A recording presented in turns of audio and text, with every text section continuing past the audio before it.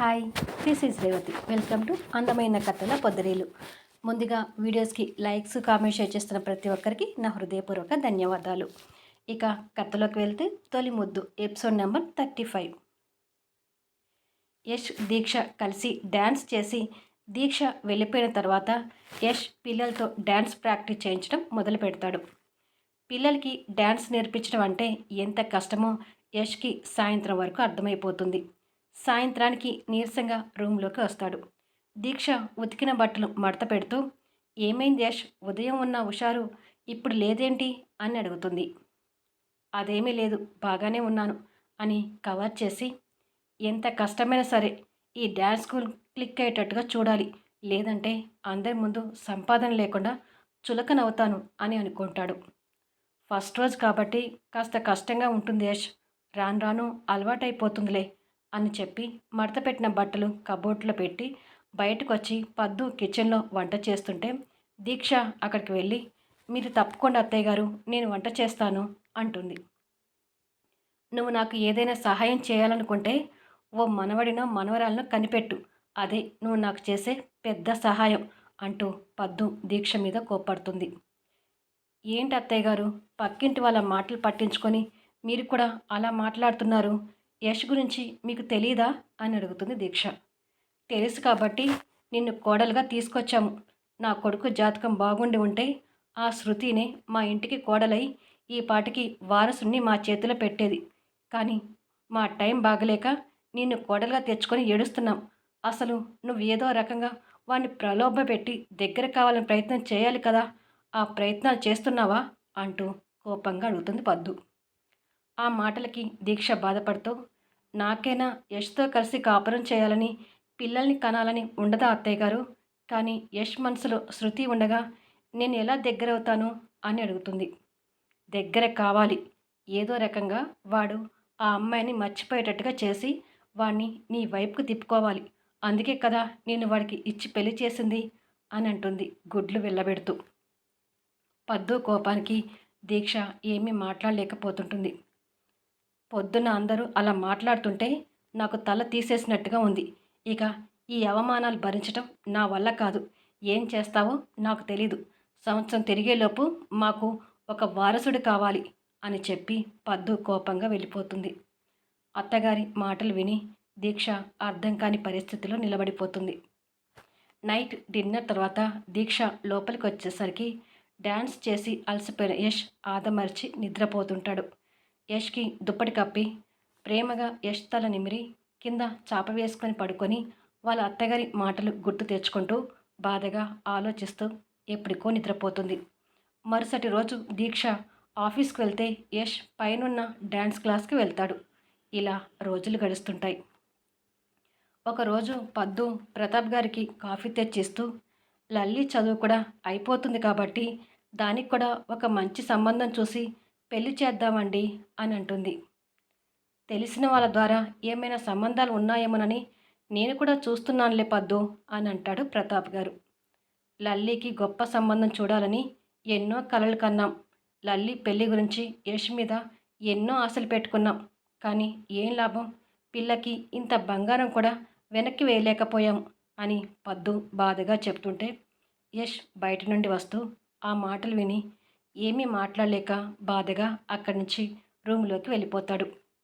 సరేలే, ఇప్పుడు వాడి ముందు ఆ విషయాలు వదిలే, దీక్ష ఆఫీస్కి వెళ్ళిందా అని అడుగుతాడు ప్రతాప్ గారు. వెళ్ళి కాసేపు అవుతుంది, ఏంటో ఆ అమ్మాయి వల్ల కూడా నాకు ఏమీ ఉపయోగం కనిపించడం లేదు అని అంటూ పద్దు అక్కడి నుండి వెళ్ళిపోతుంది. ఏ ఉద్దేశంతో దీక్షని అంటుందో ప్రతాప్ గారి కూడా అర్థమై బాధగా ఉండిపోతాడు.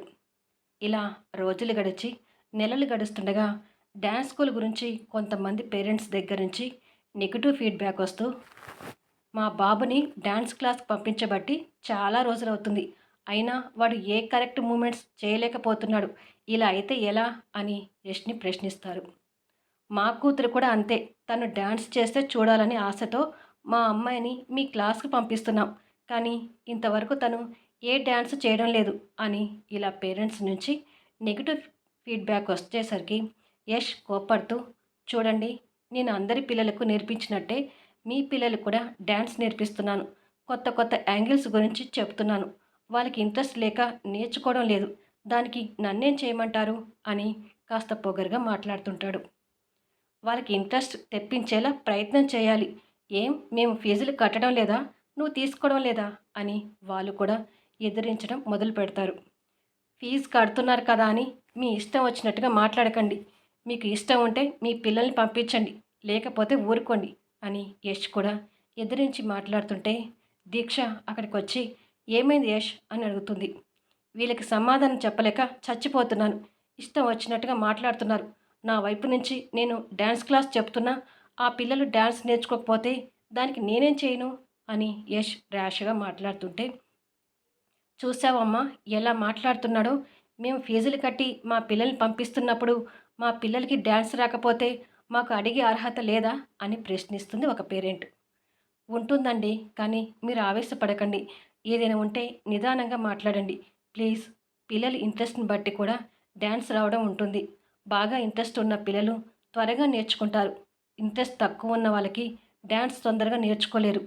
మీరు ఇంకొక నెల రోజులు వెయిట్ చేసి చూడండి అని వాళ్ళకి నిదానంగా రిక్వెస్ట్తో సమాధానం చెప్తుంది దీక్ష. సరేనమ్మా, నీ మాట విని మా పిల్లల్ని పంపిస్తాము. ఇంకొక నెల చూసి పిల్లలకు డ్యాన్స్ రాకపోతే వేరే డ్యాన్స్ స్కూల్లో జాయిన్ చేయిస్తాం. డ్యాన్స్ స్కూల్ అయితే కరువు పోలేదు కదా. మిమ్మల్ని మించిన డ్యాన్స్ స్కూల్ ఉన్నాయి. కాస్త మీ ఆయనకి ఎలా మాట్లాడాలో, ఎలా మసులుకోవాలో నేర్పించు. లేదంటే ఈ డ్యాన్స్ స్కూల్ వెంటనే మూసేసుకోవాల్సి వస్తుంది అని చెప్పి వాళ్ళు వెళ్తుంటే యష్ దీక్షని కోపంగా చూస్తుంటాడు. ప్లీజ్ యష్, కోపం తెచ్చుకోకు అని రిక్వెస్ట్గా చెప్తుంది దీక్ష. లేకపోతే ఏంటిది, దీనికన్నా ఉద్యోగమే బెటర్ ఏమో.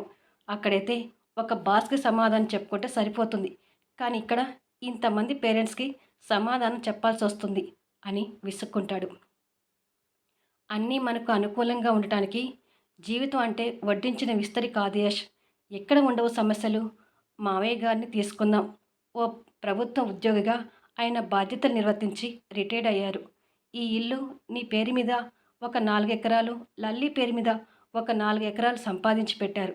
అంటే మావయ్య గారు ఉద్యోగంలో ఎటువంటి సమస్యలు రాకుండానే, వాటిని ఎదుర్కోకుండానే ఇవి సంపాదించి ఉంటారంటావా? నేను కూడా ఉద్యోగం చేస్తున్నాను యష్. అక్కడ కూడా సమస్యలు ఉంటాయి. ఆ సమస్యలకు భయపడి ఏ పని చేయకుండా ఉంటే కరెక్టా? నీకు, నాకు, మావయ్య గారికి కాదు యష్, ప్రతి మనిషి జీవితంలోనూ అతను నిర్వర్తించే పనిలో ఖచ్చితంగా సమస్యలుంటాయి. వాటిని ఎదుర్కొంటూ ముందుకు వెళ్ళడమే మనిషి లక్ష్యం. కాదు కూడదంటే జీవితంలో ముందుకు వెళ్ళలేం. దేనికైనా కాస్త పట్టుదల, ఓర్పు, సహనం కావాలి. అవి లేనప్పుడు ఈ పోటీ ప్రపంచంలో జీవితాన్ని ఎదుర్కొని బతకడం కష్టం యష్. ఇప్పుడు నీకొచ్చిన సమస్య ఏంటి? కొంతమంది పిల్లలు డ్యాన్స్ నేర్చుకోవడం లేదు, అదే కదా. అందరి పిల్లలు ఒకేలాగా ఉండరు. చదువు విషయంలో చూడు, పిల్లలందరూ ఒకేలాగా చదవరు. ఇది కూడా అంతే. కాస్త వెనుకబడిన వాళ్ళని మోటివేషన్ చేసి డ్యాన్స్ మీద ఇంట్రెస్ట్ కలిగించేలా చేయి. వెనుకబడిన పిల్లల మీద ఇంకాస్త ఇంట్రెస్ట్ పెట్టు. నీ వైపు నుంచి నువ్వు 100% ప్రయత్నం చేస్తూ కష్టపడు. కష్టం లేకుండా మనం అనుకున్న గమ్యంలోకి వెళ్ళలేము. ఇప్పటికే అత్తయ్య గారు, మావయ్య గారు లల్లి పెళ్లి విషయంలో నీ మీద పెట్టుకున్న ఆశలు వమ్మయ్యాయని బాధపడుతున్నారు. నువ్వు ఇంకా జీవితంలో సెటిల్ కాలేకపోతే అందరూ చాలా బాధపడాల్సి వస్తుంది యష్. నేను ఏది చెప్పినా నీ మంచిగా చెప్తానని అర్థం చేసుకో అని దీక్ష మంచితనంగా చెప్పి వెళ్తుంది. యష్ వెళ్తున్న తన వైపు అలాగే చూస్తూ అక్కడ ఉన్న కుర్చీలో కూర్చొని పోతాడు. మరుసటి రోజు దీక్ష మాటలు బాగానే ఎక్కించుకున్నాడు అన్నట్టు గుర్తుగా కంప్లైంట్ వచ్చిన పిల్లల మీద ఇంకా ఇంట్రెస్ట్ పెట్టి ఓపికతో వాళ్ళకి డ్యాన్స్ నేర్పించే ప్రయత్నం చేస్తుంటాడు. దీక్ష కూడా పైకి వచ్చి యష్ని, ఆ పిల్లల్ని గమనిస్తూ ఉంటుంది. యష్ కూడా బాగా కష్టపడుతూ డ్యాన్స్లో ఆరితేరిపోతుంటాడు. మరికొన్ని రోజుల్లో ఆ పేరెంట్సే వచ్చి యష్ని మెచ్చుకుంటూ, ఏదో మా పిల్లలకి డ్యాన్స్ రావట్లేదనే బాధలో 4 మాటలు అన్నాం యష్, ఏమీ అనుకోకు, ఇప్పుడు మా పిల్లలు బాగా డ్యాన్స్ చేస్తున్నారు అంటూ ఫీజు కట్టి వెళ్తారు. యష్కి వాళ్ళ మాటలు కొత్తగా అనిపిస్తూ మనసుకి సంతోషాన్ని కలిగిస్తుండగా దీక్ష అక్కడికి వచ్చి, పేరెంట్స్ మాటలు నేను కూడా విన్నాను యష్, అలాగే ముందుకు వెళ్ళు అని అంటుంది నవ్వుతూ. థ్యాంక్ యూ అంటాడు యష్ కూడా కాస్త నవ్వుతూ. నాకెందుకు థ్యాంక్స్ చెప్తున్నావు అని అడుగుతుంది. నిజమైన స్నేహితురాలిగా నాకు సలహాలిచ్చి నన్ను ముందుకు నడిపిస్తున్నావు కదా, అందుకు థ్యాంక్స్ అంటూ తన చేతిలో డబ్బులు పెట్టి ఇవి అమ్మకివ్వు అని పిల్లల దగ్గరికి వెళ్ళి డ్యాన్స్ చేస్తుంటాడు. పిల్లలు దీక్షను చూసి మా దీక్షకతో మళ్ళీ ఒకసారి డ్యాన్స్ చేయండి సార్ అని అడుగుతారు యష్ని. అది విని యష్ దీక్ష వైపు చూస్తుంటే దీక్ష కాస్త ఇబ్బంది పడుతూ లేదు పిల్లలు, నాకు కొంచెం పని ఉంది, నేను వెళ్తాను అని వెళ్ళబోతుండగా పిల్లలు దీక్ష చేపట్టుకొని ఆపి ప్లీజ్ అక్క, మీరిద్దరు డ్యాన్స్ చేస్తే చూడాలని ఉంది ప్లీజ్ అని రిక్వెస్ట్ చేస్తుంటారు. దీక్ష కూడా మనసులో యష్తో కలిసి డ్యాన్స్ చేయాలని ఉండడంతో పిల్లలు కూడా అంతగా అడిగేసరికి యష్ ఏమంటాడనని చూస్తుంటుంది. రా అన్నట్టుగా యష్ అతని కళ్ళతో పిలుస్తాడు. అది చూసి దీక్ష సంతోషపడుతూ యష్ దగ్గరికి వెళ్తుంది. యష్ తనకి చెయ్యి అందించి చూస్తుంటాడు. దీక్ష ఇంకా సంతోషపడుతూ యష్ చేతిలో తన చెయ్యి కలిపి స్టెప్స్ వేస్తుంటుంది. మ్యూజిక్ పెట్టి ఇద్దరు కలిసి డ్యాన్స్ వేస్తూ పిల్లల్ని అలరిస్తుంటారు. బాగా చేస్తున్నారక్క, ఇంకా సార్ అయితే సినిమా హీరోని మించిపోయి డ్యాన్స్ చేస్తున్నారు అని పిల్లలు కాంప్లిమెంట్స్ ఇస్తుంటారు. పిల్లలు కాంప్లిమెంట్స్కి వాళ్ళిద్దరూ ఇంకా హుషారుగా డ్యాన్స్ చేస్తుంటారు. ఇలా ఓ క్రిటికల్ యాంగిల్ చేస్తుండగా దీక్ష శారీ కాళ్ళలో పడి కింద పడబోతుంటుంది. వెంటనే యష్ తన నడుము మీద చేతులు వేసి పట్టుకొని ఏమైంది అని అడుగుతాడు. శారీ కాళ్ళలో పడి కింద పడిపోయాను, కాలు బెనికింది, నొప్పిగా ఉంది యష్ అంటుంది కాళ్ళు కదిలిస్తూ.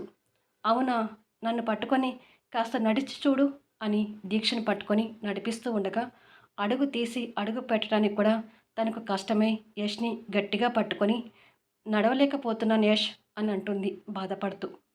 తన బాధ యష్కి కూడా అర్థమై పిల్లలు ఈ రోజుకి క్లాస్ చాలు, ఇప్పుడు వెళ్ళి రేపు వచ్చేయండి అని అంటాడు. సరే సార్, బాయ్ అక్క అని చెప్పి పిల్లలు వెళ్ళిపోతారు. దీక్ష ఆ కాలు నొప్పితో బాధపడుతూ ఇప్పుడు నేను స్టెప్స్ ఎలా దిగాలి యష్ అని అడుగుతుంది ఏడుపు మొహంతో. యష్ టక్కున రెండు చేతులతో తనని ఎత్తుకొని నేను తీసుకెళ్తాను అంటాడు. ఇదండి ఈ ఎపిసోడ్. నేను కూడా ఒక వ్యూవర్గా కామెంట్ ఇస్తున్నాను. అసలు దీక్షని ఎత్తుకుంది యష్నేనా? యష్ని కొత్తగా అనిపిస్తుంది కదా. బాబుగారిలో ఈ మార్పు కనిపిస్తుంటే మరి తనకి విడాకులు ఎందుకు ఇచ్చాడబ్బా? ఏమో రాబోయే ఎపిసోడ్లో తెలుసుకుందాం. మరి మీ కామెంట్స్ ఇస్తూ నాకు లైక్స్ ఇవ్వండి. మళ్ళీ నెక్స్ట్ ఎపిసోడ్లో కలుద్దాం.